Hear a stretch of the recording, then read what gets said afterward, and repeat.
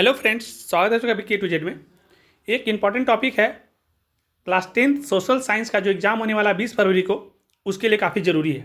और उसके अलावा भी आप कोई भी एग्ज़ाम देते हैं, चाहे वो टीचिंग का एग्ज़ाम हो या DLED का एग्ज़ाम हो या BEd का कम्पिटिटिव एग्ज़ाम हो, कोई भी एग्ज़ाम में जाएंगे तो आप इसमें से बहुत सारा क्वेश्चन आपको ऑब्जेक्टिव में देखने के लिए मिलता है। हम इसको दो तरीका से बताएंगे। एक तो आपका पहले शॉर्ट टाइम में क्वेश्चन बनेगा तो कैसे लिखना है, लॉन्ग टाइम में इसी क्वेश्चन को बना दिया गया तो कैसे लिखना है, और अगर सब्जेक्टिव और को बात छोड़ दिया जाए, अगर इसको ऑब्जेक्टिव में लिखना है तो कैसे याद रखना है। ये तीनों तरीका से बताएंगे। 2 से 3 मिनट में खत्म करने की कोशिश करेंगे। आपको बस ध्यान से सुनना है और एक बार इसको नोट कर लेना है, काफ़ी इंपॉर्टेंट है। तो शुरू करते हैं। खिलाफत आंदोलन के क्या कारण थे? तो खिलाफत आंदोलन के निम्न कारण थे। निम्न कारण मतलब हम आपको 7-8 कारण बता देते हैं, 10 कारण बता देते हैं। छोटा क्वेश्चन आएगा तो आप 4-5 पॉइंट लिख दीजिएगा। बड़ा आएगा 4-5 नंबर का, अगर लॉन्ग क्वेश्चन में आएगा तो इसको बढ़ा करके आप 8-10 पॉइंट में लिख दीजिएगा, और इसका ऑब्जेक्टिव भी हम आपको डिस्कस कर देंगे। तो खिलाफत आंदोलन के निम्न कारण थे। पहला कारण तो ये था कि पहला विश्व युद्ध जब हुआ था 1914 से 1918 तक, तो 2 गुट में हो रहा था, मित्र राष्ट्र और धुरी राष्ट्र। तो ऑटोमन साम्राज्य वाले जो लोग थे उस लोग का विघटन कर दिया गया था। तो खिलाफत आंदोलन का पहला कारण ये हो गया। दूसरा में क्या था कि जो अंग्रेज थे, ब्रिटिश सरकार, वो क्या था, तुर्की का जो खलीफा था उसको बर्खास्त कर दिया गया था। तो तुर्की का खलीफा का बर्खास्त कर दिया गया था। तो ये मुस्लिम का एक संगठन था। काफ़ी खेद हुआ, काफ़ी तुर्की वाले लोग इसके खिलाफ हो गए, अंग्रेज के खिलाफ हो गए।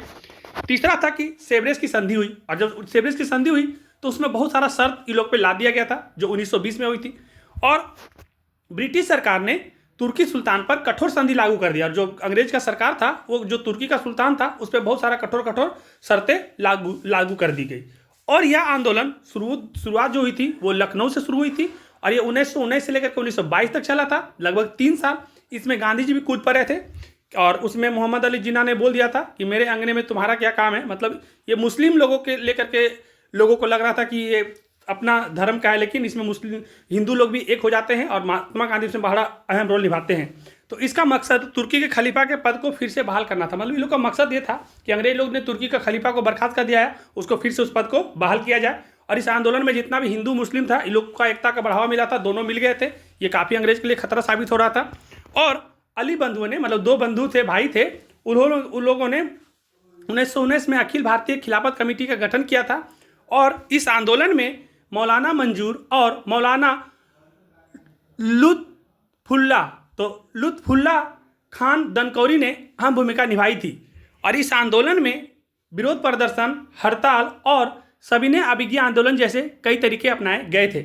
ये सारा जितना भी सब पॉइंट बताए हैं, ये सब खिलाफत आंदोलन का ये सब पॉइंट है। अब इसको हम लोग कैसे ऑब्जेक्टिव टाइप में समझ लें, ताकि हमको अगर 1 नंबर में क्वेश्चन पूछे तो कोई छूटे नहीं। तो क्वेश्चन ऐसे पूछेगा कि खिलाफत आंदोलन कब हुआ था? तो ये 1919 में हुआ था। कब से कब तक चला था? तो 1919 से 1922 तक चला था। कहाँ से शुरू हुआ था? तो लखनऊ से शुरू हुआ था। क्यों शुरू हुआ था? क्योंकि ब्रिटिश सरकार ने तुर्की के खलीफा को बर्खास्त कर दिया था। सेवरेज की संधि कब हुई थी? तो सेवरेज की संधि 1920 में हुई थी। और सेवरेज की संधि में क्या हुआ था कि बहुत सारे कठोर शर्तें लाद दी गई थी। उसके बाद इसका मकसद क्या था? तो तुर्की का जो खलीफा था उसके पद को फिर से बहाल करना था, जो कांग्रेस ने उसको हटा दिया था। और इसमें क्या हुआ था, हिंदी मुस्लिम एकता को बल मिला था। गांधी जी काफ़ी बढ़ चढ़ के इसमें काम किए थे, भले वो हिंदू में थे लेकिन खूब मिल करके इसके साथ काम किए। और अली बंधुओं ने 1919 में एक कमेटी का गठन किया था, जिसका नाम था अखिल भारतीय खिलाफत कमेटी का गठन किया गया था। और इस आंदोलन में मौलाना मंजूर और मौलाना लुत्फुल्ला खान दनकौरी ने अहम भूमिका निभाई थी। तो इस पॉइंट को आप अच्छा से बना के एक बार बढ़िया से लिख लीजिए, और काफ़ी इंपॉर्टेंट है आपके 10 का एग्जाम, बोर्ड एग्जाम के लिए भी। और जब आप सोशल साइंस के बाद आप इंटर में जाएंगे, आर्ट्स लेकर के पढ़ेंगे, तो उसमें भी इतिहास में सब आपको पढ़ना पड़ेगा।